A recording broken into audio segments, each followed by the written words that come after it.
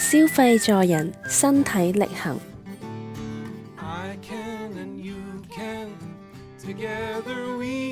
feel 感受，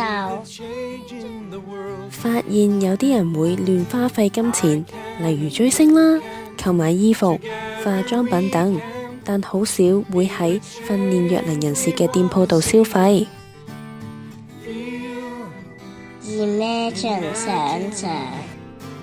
如果可以有更多嘅人認識同到呢啲店鋪消費嘅話呢，可以令金錢花費得更有意義。Do 實行，喺新明治小食店門口進行咗2次嘅街頭宣傳活動，以及中小學共10班宣揚消費助人嘅理念。活動包括製作三文治形狀嘅活頁簿作講解同埋發問，派發由新明治小食店贊助嘅300張優惠券、拍照等。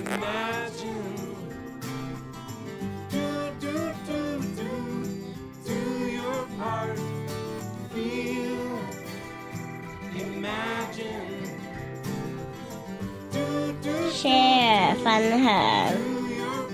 學生同市民對社會服務店鋪加深咗認識，佢哋表示會身體力行去光顧。約有490人響應依次嘅宣傳行動，1週內新明治小食店嘅顧客人數增加咗大約10%。